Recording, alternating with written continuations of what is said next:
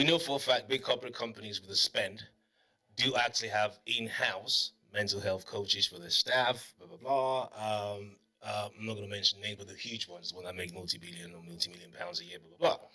So you're going to have an SME, a small company, say, well, I can't afford to have somebody in-house. This kind of ties into what you do. I haven't got that in my. I haven't got that in my budget. We're a small company. We only have 4 people. Just because you only have 4 people doesn't mean that their mental health is not as important as a company with 400 people. They are equally as important, and I think so. It's employers should use that as an excuse because there are people like you who can do this as more of a freelance thing where you go down to the company, either a small one or a medium-sized one, and to do so.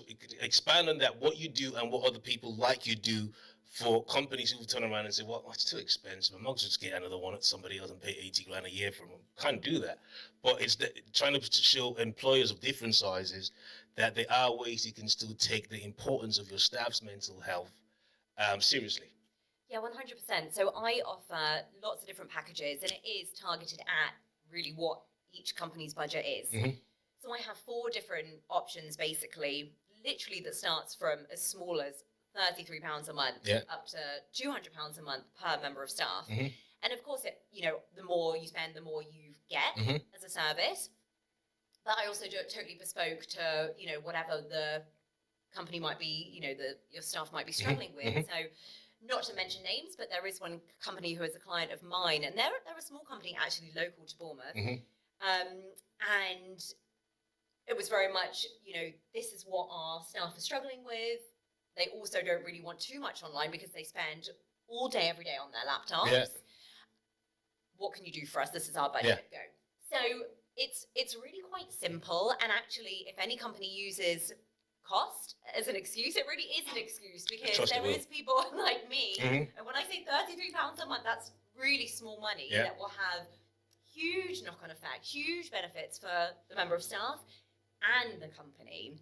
So there's lots of other people out there like myself, that have lots of different options. So it's really about just doing a little bit of research, to see what works best. But yeah, you can have a small budget, you can have a big budget. I mean, can you do this? Do you have companies approach you and say, come down once a month and have a pep talk with the staff? Is that something that people like you do? Do you also have companies that say, you know what, okay, because you're here and we're there, can we do this remotely? We've got a conference room, we can get the staff in. Is that also possible? All of those things are possible. Do you have, are you flexible with, say, a company that says, okay, you know what, we're going to keep you on retainer, but then our staff can have direct access to you anytime? I'm not even talking about the money side of it. It's like, is that also a flexible thing? Is that also part of it? Everything you just said, I offer. So I offer sort of a monthly clinic. So it's really just a case that, they'll have two full days, again, depending on how many people they have working for them. But, you've got me for 2 full days a month, book in as for a one-to-one session, and that's remote. So that's really flexible and easy. You've got that kind of thing. I do retreats where it then brings in mindset and yoga and meditation. And that's nice. That's kind of more like you were saying, like a wellbeing kind of day. Go into the office, can do a in-person workshop. So it's really flexible, and it's really about I listen. I'm queen listener. So I will listen to what is, if you're saying our company, our staff, they don't seem motivated, they seem lethargic, they seem productivity's low. And then I'll say, okay, and I'll create, if they want me to come into the office, I'll create a, session, workshop. That's bespoke to what they need. Yeah. So it can be done like that, or it's a case that the members of staff will come to me, and it's very much more of a personal. What they're going through. Before I worked with a PR firm, a local one called Sunny Bird, and she. Give you for the plug. Let's just pay some money for that. I really love what she did. She got someone in to do yoga in our lunch break, and nice. You didn't have to do it, if you didn't want to, but that was really fun. Yeah, and that on the back of that, it's not just asking the staff if they want it. So a lot of the experience I've had is, okay, yeah, we'll ask the staff what they think. Well, a lot of staff, one, won't speak up, especially British. You don't want to be the first to speak up. You don't want to be waiting the for somebody else first. to do You're that. so not sure. Everyone's stuck in limbo. What am I going to say? Yeah, exactly. So actually, it's so small but so massive that actually, like HR, let's say it's HR people that bring people like myself in. It's actually, what do you think would be beneficial for everybody? Or do a survey, do an anonymous survey, so no one's sort of, oh, what should I say? Like, oh, me, am I going to get the sack? Like, it's really important to, again, for the management to be proactive. Okay. So do you because obviously different businesses have different things. In your line of work, do you think, again, I'm just throwing it out here. In your line of work, when you identify, say you have, let's say 3 different companies approached you to do something for their staff, and those 3 different companies do different things. So you can have one in manufacturing, one in social media, one, I don't know what else. I got mining, don't know why, but example. In your line of work, do you think that different businesses with different things that they do have got a different level of intensity? And if they do, like, I'm just asking, I don't know this. And if they do you put something together, a package for them, based on what you think that intensity of work is? So if someone's working in a mine, I'm going back to that again, that's tough, man.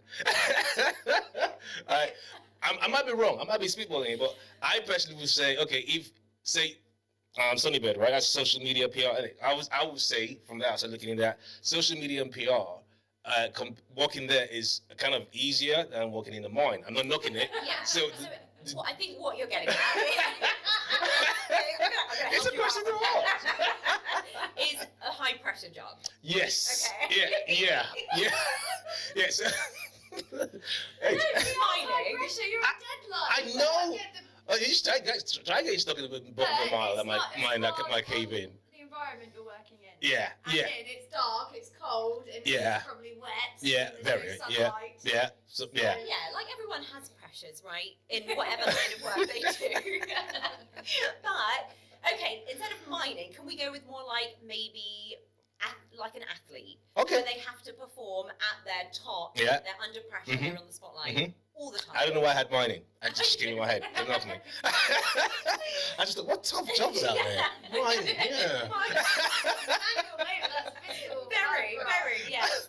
Yeah. Yeah, like I'll always suggest, I'll make a suggestion, and hopefully the company is open to it, because at the end of the day, I'm the expert, and I've most likely probably worked with somebody who's done whatever line of work they're in before. So hopefully they'll be, open to my suggestion.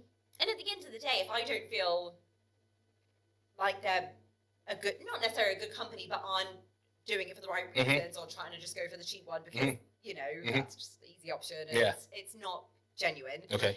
I'll choose not to work with them. Do you? Yeah, I will, because, it depends. Poor miner. What's in the mine? Wow. I'm trying to give you heat here. You couldn't help me.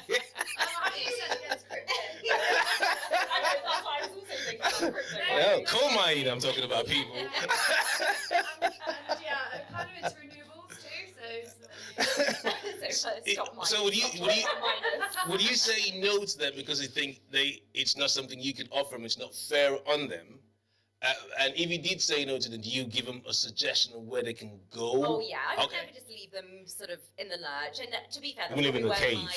I wouldn't leave them in the cave mining. Yeah, okay. I would always try and help. That's just me as a person.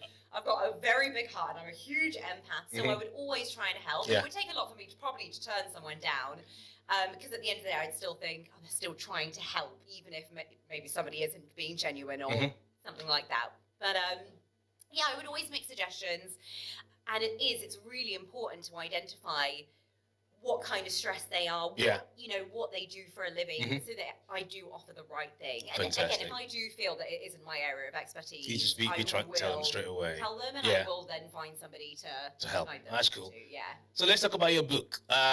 First of all, what inspired you to write the book? And when did the book come out? I think I know, but let's pretend nobody knows. And I don't know. yeah, so let's pretend that everyone knows. Isn't it? So she's going to tell us all that. What inspired you to write a book? Number one, because that is in between trying to get a master's and everything else you're trying to do. You've now squeezed in time to write a book. Dr. Tanya Bright. God damn. I actually We should swap names. So what? An update. Yeah. So why did you write the book? When did you write the book? And what were you hoping to achieve? So that's a three-pronged question. Should we start with when did you write the book? Yeah, sure. So I actually started writing the book in 2018. Okay. And I published it in 2020. Let's give you an applause for that. So the book was published in 2020. So it's nearly 3 years, give or take now. Yeah. Or 3 years now. Yeah. We are in 2023, people. Just don't know when she actually released the book in 2020. July. Yeah, I released it July the 1st, 2020. So Oh, I it's think nearly. it's July 10th. Oh. Oh, no, That's sorry. right. July. Before you Good leave. month that is, just in case you guys didn't know. Just saying. Birthday. Hint. We can do like a double birthday with your book. Hey. Hey. Um, I'll launch it on your birthday. Hey, it's good for a party. okay, so why did you want to write a book? It was always one of the things I wanted to achieve. Yeah. And again, I just thought I want to help as many million people in the world as possible. Mhm. Always my why. Mm-hmm. So Oh, yeah. Yeah, like a that. book Mhm. is a fantastic way of getting it out there. It's really inexpensive, and I wanted it to be really accessible. Mhm. So I think it's on Amazon for $5.99. or Glad. something like that. I see you. It's Yeah. in packaging. PMP, baby. PMP. What? So, What, DHL, DPD? I don't know about that. Amazon deals with that. Oh, wow. Okay. There are others, marketplaces out there. Please, just not Amazon until they start sponsoring us. So I'm just saying that. Okay, go on. So yeah, it was one of my ways of getting it out there to people. Yeah. And it really is a toolkit. So it's a really nice, if you're suffering with anxiety and you can't breathe, you can literally turn to the page and it's literally a toolkit. Okay. Okay, I can't breathe right now. I'm really struggling. And there's like breathing techniques. Okay. In the first part of the book. And what's the book called? Recipe for a Brighter Life. God, I have to see the link with the name, innit? It's so Recipe for ridiculous. Brighter I love Lives. to do it, Oh, and I bright. love food. And recipe for a brighter life. All right. It's the ingredients for a brighter life. And where can we? So we can get the book on Amazon. You said anywhere else? Can we get it off the website, thebrightcenter.com? Brightcenter.com. Okay. And how many? Because some people, I read books, so I'm not. I mean, I read Lord of the Rings when I was 12. That tells you. But some people say, "Oh, it's too much. It's done too much pages." It's a really small book, and it's also small in size. It's just pocket size. It's literally. How many pocket pages? size. 168. She knows a something book. like Isn't that. it? I was trying to get you there. I mean, right now, that. I definitely wrote it herself. 160 approximately, right? Yeah, approximately, and it's really, like I said before, it's really easy to Mhm. read, and it's if you've read it or you haven't read it, but you're thinking, oh God, like I'm really stressed, Mhm. or I've got my inner critics are going crazy. Turn to the inner critic page, All right. and so it's like that. So you So can you- literally read that, and there's a little bit of information Mhm. about, i.e., inner critics, Yeah. and then there's a little exercise at the end of that small chapter. Yeah. So how many chapters in this book? I believe there's 14 or 15. And it's just got different, obviously bullet points. Yeah. Give me, you said inner critics. You said anxiety. Give me others. Yeah, Other so bullet. there's inner critics, breathing, how to be more confident in yourself, Breathing. thoughts, Breathing. how Yeah. to Yeah. Yeah. yeah, thoughts. I can't remember all of the other chapters actually. But off the back of the Recipe for a Brighter Life Mhm. book, I've actually created a Recipe for a Brighter Life program. Okay. So if you're not a reader and you would rather me talk you through basically the tips Okay. and tools in the book, I was going to ask if there was an audiobook version of that book. Yeah, I need to do an audio version. You got the But voice for it, yeah. Essentially, the program is the book Mhm. in a 2-week program, and you basically just dedicate 10 minutes a day to learning these different tools. Mhm. So I actually did release that same time actually, but I've now updated the program. So the program is now available as well. And is that a separate book or separate literature? So it's an online program. Oh, right. You Yeah. do that online. And is that Exactly. because the book is $5.99? I just thought I'd emphasize that again. And Yes. what is the program? How So much the is the program? program, so basically the program's now only £27. Mhm. It's on offer. And what you also get, you get a 30-minute one-to-one coaching session with me, which we break up. So you start with a 15-minute, so I can see exactly how I can help you specifically to maybe what you're challenged with at the moment. You then do the program, 10 minutes a day for 14 days. Then we have a 15-minute catch-up at the end as well to see how you got on and see if you need my support with anything further. Oh, so fantastic. That's now available as well. Okay, and I'm going to also throw another question. People that know, I'm big on community stuff and giving back and stuff. So what has, or what plans has the Bright Center got in terms of helping people who can't afford, because at the end of the day, it might be small to us, but not everyone has got the same deep pockets, so to speak.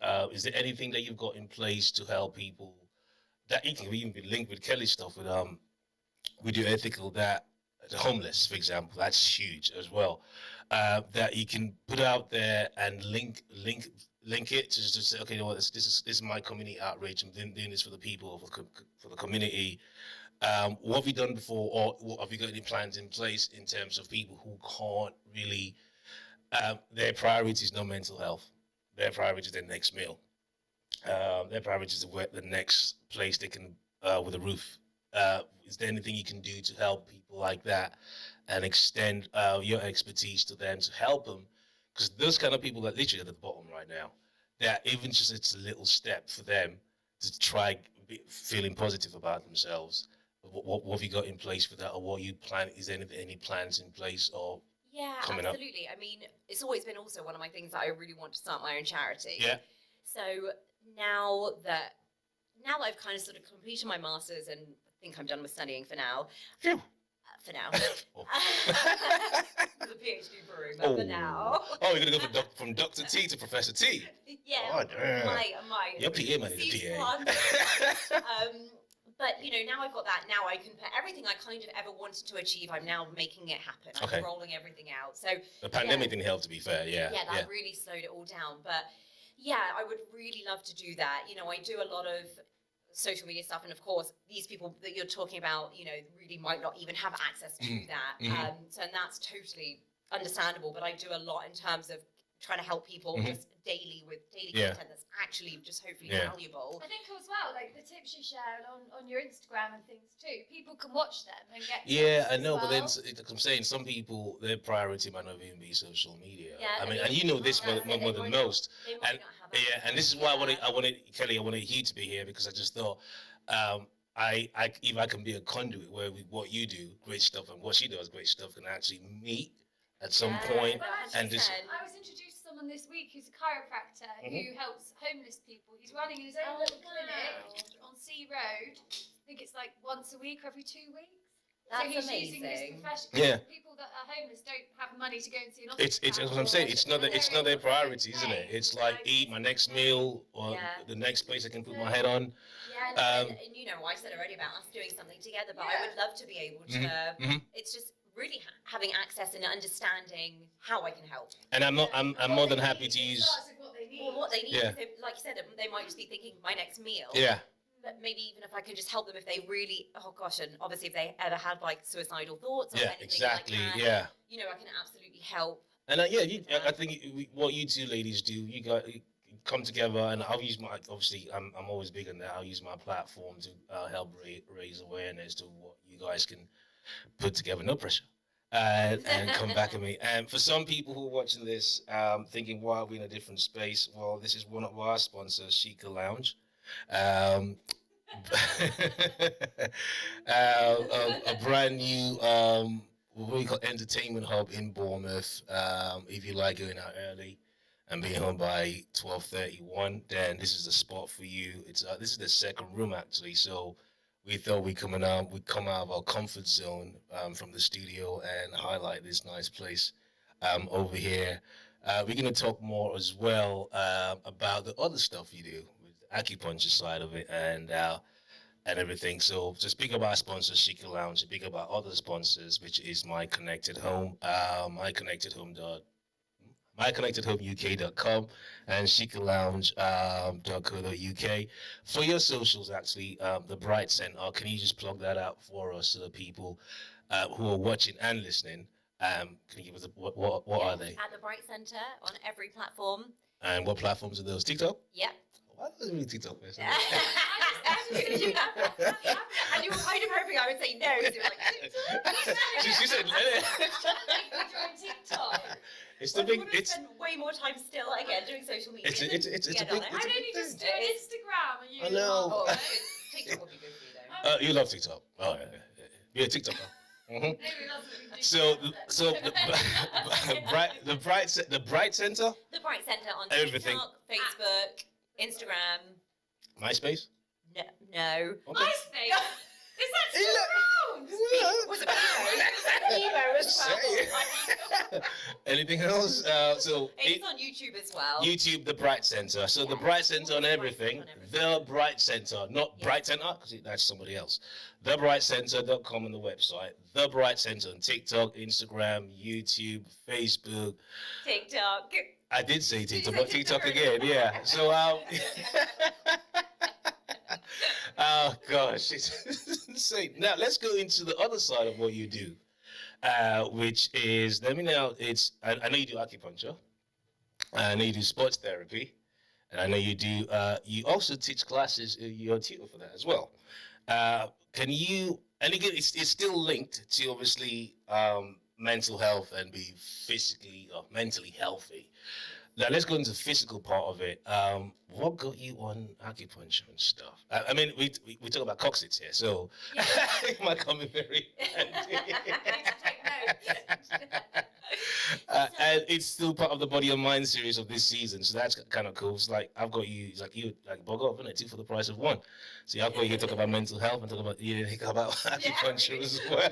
We're gonna get snacks. Buy one get one free. So let's talk about the other parts of what you do. Regards to now, this is now going back to the body part now. Tell us about what you do with that in that regard. So I was always interested in acupuncture, but I'd never had acupuncture before, and I didn't really know much about it. I just had this weird like intuition of like, I need to learn acupuncture. So I did the course, and I went, and it was in Manchester, and it was really, really funny because I, like I said, never had acupuncture before. Yeah. Didn't really know much about it. I didn't even know how much acupuncture needles were to think, oh, is this feasible? If I do this, is this a good business for anything? Anyway, so I just went, I just followed my intuition and did the course. And I've never had so many needles stuck in my body across the 6 days in total. You have to be at a high up level already in the physical therapy. Otherwise, it's a longer course. But so 6 days, lots of needles. So I know people probably get cringing at the thought of needles. But to start with that, we don't like needles generally. And so does Frankie. Frankie does not like needles. I need to go sort Frankie out. That's our mascot Frankie telling us something is happening. Telling us someone's hungry. Someone's at the door. So, most people have needle phobia from blood tests, injections, because they're big needles and they usually go into your vein. Yeah, So I've got needle phobia. Yeah. I've got tattoos, but hey, that's another story. But there you go. But so with acupuncture, the needles are really, really tiny, and I avoid veins at all costs. So why I did it, again, I was just very interested in it. It's a natural pain reliever. It's a natural way of healing. So that is the bottom line of really everything I do. It's all about healing, but naturally. Okay, go on. So acupuncture, what it does is That was my question. Okay. I know. By causing a small trauma in the body, whatever part it is, it causes massive blood flow. And then it's that blood flow that comes to the area that brings the healing. Okay. So that's what acupuncture does in a nutshell. And that's to do with blood circulation, right? Yes. Okay. That's why it helps circulation Right. as well. So that's your sort of medical acupuncture. Chinese acupuncture is totally different. Oh, I did not know that. Yeah, so medical acupuncture, a lot of chiros do it. That's actually called dry needling. It's not actually acupuncture. All right. But it's very much about just healing, whether it's a joint, muscle. It's all to do just physical. So you put the needle where the issue is for the most part. Chinese acupuncture, there's so many different points in the body. It's all to do with chakras as well. Yeah. And it's all to do with qi, which is energy and your flow of energy. And the Chinese believe that, or well, not even believe, but the Chinese say that you get an issue because there's a blockage in one of your energy lines. Yeah. So the acupuncture is what frees that energy line up and then heals you. So now, again, you're more of an expert on this than I am. You've just now mentioned there's two types of acupuncture, medical one and the non-medical one. I think we need to shut that door if possible. Sorry. So which one does the cupping? Cupping? Yeah. Is that both or just cupping? I'm not the expert in cupping. I don't do it. I don't practice it. I've had it done a couple of times. Does that come with the Chinese side of acupuncture or the medical side or both? I think both. I think you can do and learn it along both methods, both lines. Again, I don't know 100%, but again, it's a natural way of healing. I personally don't love it. I find it very invasive, and it leaves you looking like you've been attacked by a giant octopus. Okay. So because you end up with these massive circles. So you don't even know what the effect of cupping is for you don't really see it personally. I just don't think the outcome is as good as acupuncture. Okay. And that's because it's superficial to the body, so it's still external to the body. Maybe I'm getting this wrong. Sorry for cutting you out because that's right. I thought my first ever experience of acupuncture was years ago, decades, over a decade ago or so, and athletes were on my left knee, and went to this Chinese lady's place because actually it was advertised in that, so she had all the needles into my left knee, but then I had this cupping thing on the needle. Oh, okay. Yeah. Okay, so that's acupuncture, but she's used cupping as an additional tool to the acupuncture. Oh, she's doing two for the price of one. Yeah. Okay. So cupping is usually that's different. They just use these cups. They can be glass or plastic, but it's not usually done like that. Yeah. It's just pure cupping. Yeah. Okay. So you just get loads of cups over if it's like your back, let's say. And the skin basically is like sucked into the cup. Yeah, I had that with my knee. Why it leaves you looking like you've been attacked by a giant octopus. Right, okay. and how long have you done that for? You reckon? I don't do cupping. No, I mean acupuncture. Oh, acupuncture. Sorry. So, since 2018. Okay, lots of things happening in 2018, isn't it? Yeah, but I qualified in massage in 2009, so I've done that. So I've done physical therapy a really long time. Well, we're gonna go next to that, isn't it? Ahead of time. Ahead of it. Sports massage therapist. Okay. Why? And obviously you said 2009. You've already said that. Why that? What was that from a personal experience? And with you, or did you have a sports injury? Yeah. So I was in the fitness industry. I was actually studying my bachelor's in public relations. And alongside my degree, I was like, I need to make some money. What can I do that I enjoy? Going back to doing what you enjoy, you should try. Is I went into the fitness industry. So then I was teaching loads of classes everywhere, teaching Zumba and all of that. And I always injured loads. So I would see my own therapist. I would see other people getting injured. And I thought, okay, in my business brain, I was thinking, oh, brilliant. Well, I should do massage. Understand massage, then I'll understand more about the body and I'll be able to offer it as another service. So that's when I did that. So that was my sort of starting point coming into all the physical therapy stuff. And I didn't really do it a lot then. But then as the years went on and I was sort of more in fitness, I then did it and then I got into doing the acupuncture and then I combined massage and acupuncture as one nice That's the one thing. Okay. Yeah. And you also are a sports massage therapist tutor. Yeah. So you teach other people to be a sport. Exactly. Yeah. How do you get to be that? So it was actually my friend who he used to train personal trainers and fitness instructors. So they would do level 2 fitness, level 3 personal training, and I had done some tutoring before, so he just said, "Oh, Tan, can you come and do that for my company? You do sports massage, can you tutor?" Yeah, brilliant. So I did, and it was actually really, really fun. I made it a really fun way of learning, and it was good for me because I had to sort of brush up on all the muscle groups and everything. So I tutored for a little while, yeah. And how did that go? Did you have loads of classes? Like, is there a certification that can you award them once they Yeah, so it was. I taught it under a few different then sort of colleges, or governing or bodies, I guess. And yeah, it was an 8-week course, once a week for 8 weeks. They would have a bunch of exams to do. But yeah, it was brilliant. It was adults of all ages, all different backgrounds. You know, looking for a new career path or to add on to if they were. A lot of them were in the fitness industry. Yeah. So then they would add it on to have their own qualification to be a massage therapist themselves. Yeah. All right. It was good. It was fun. And so you still doing that? No, I don't do that anymore, but I did do that for a little while. Okay, that's another feather to your cap. Fitness instructor. Yes. Okay. That's where a lot of people still know me from. Oh my god, I used to come to your Zumba. Yeah, I remember that. So, how did that start? How long have you been doing that for? Are you still doing that, or are you just concentrating being a doctor now? So, I don't think I'll ever just be one thing. I think I'm always going to be like bouncing around, teaching dance classes, doing acupuncture, helping people's minds. But I did my fitness alongside my undergraduate degree when I was just studying PR. Yeah. And that's when Zumba first came into the UK. Yeah.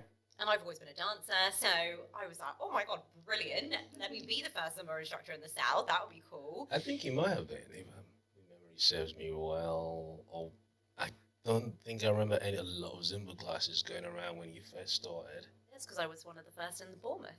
Yeah. There was me and my friend. We did the first course in the UK, and then Frankie's creeping in. There you go. He's like, I want the mic. Frank is now literally positioned himself on the table, and this is a man who's got 4 kids. Looks very satisfied with himself, isn't he? Yeah, he's the emotional support animal registered. Affiliates actually as well. Sorry, go on. Yeah. So then all of a sudden Zumba blew up. Yeah. As I'm sure all of you remember, and it was 2008, 2009. Suddenly I got all these calls from literally every centre in Bournemouth and Poole. Yeah. And I was then teaching something like 28 Zumbas a week. Wow. Yeah, I had a brilliant stat. In like 18 months, I taught something like 890 Zumbas. Bloody hell. Yes, and no wonder I got lots of injuries. Exactly. A little bit. Yeah, honestly. Yeah, it was. Yeah. Your body's screaming, it's too much. Yeah, my body was screaming, this is too much. Like, lie down. Like, just lie down. Yeah. So that was cool, loved it. But my little entrepreneur brain was like, I want to create my own. Yeah, there we go. So I did. Oh, yeah.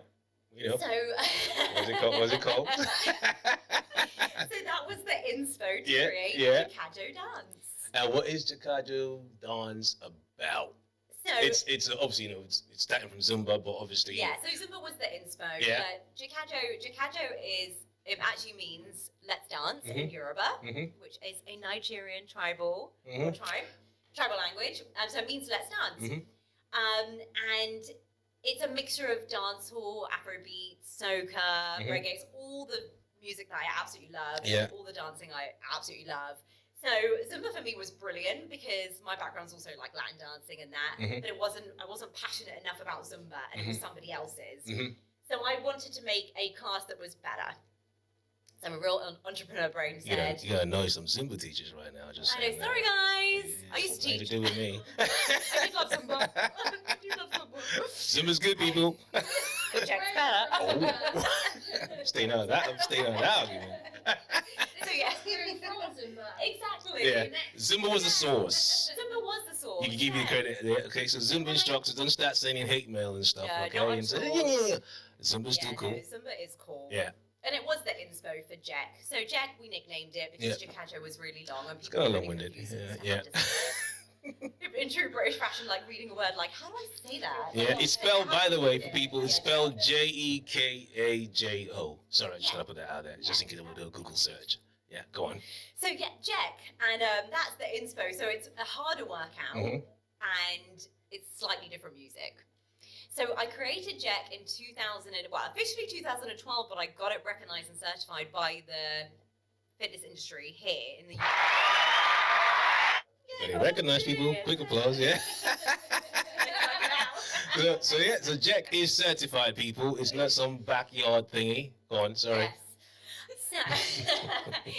So I got it recognized in the fitness industry in 2016, Mhm. and I started building up to get instructors teaching it, and we did all of that as well. So it was all sort of like a franchise, very similar structure to most fitness companies. Yeah. So people were teaching it. I had a couple of instructors internationally as well, and I was pushing that. And yeah, it kind of, I had to stop during COVID. And Yeah. when COVID hit, Boo. I haven't got a boo thing on Yeah, my thing. oh, you I should need a boo COVID yeah, right now. definitely boo. I'll use a scary one. Yeah. That'll work. It was a bit like that to start with. What is So that, I had to stop teaching, and then I was focusing on my master's. So Jet kind of went on a back burner. And now I did a class last week, and we're bringing it back. There you go. Jack is coming back. Hey, Jack. Oh, that's great. That's great. It's been a great podcast today. Has Jack got all his own handle? It's all about social media these days. Instagram is Jakajo Dance. Okay, you want to spell that out, please? Oh, sorry. Jekajo. Dance. DANCE. All one word. Jakajo Dance. Is there a link from thebrightcenter.com to go to Jack? No, there isn't. Oh, That's a good idea. I'll send you my invoice. That's cool. That's my inspo. All right, so Dr. Tanya Bright of the Bright Center, thanks for coming to talk about, obviously, mental health, life coaching. And again, I'm not trying to knock all life coaches. I just think some are just full of themselves. Derek Jackson.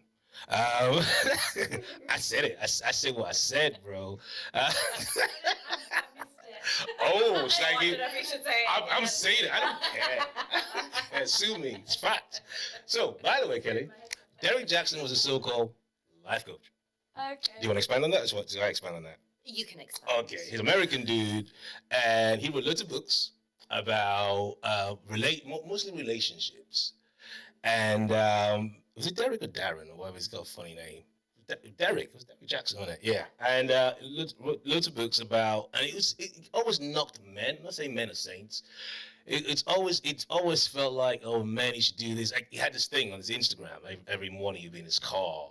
This man has gone to the gym. He'd just be like a unit, tight top, and just chat shit, chat stuff, and ladies really took it on, and I think the pecs helped as well.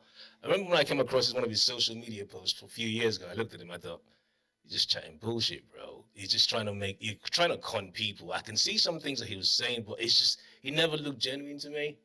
And I think it was a year and a half ago, he got exposed. Oh wow! Big time.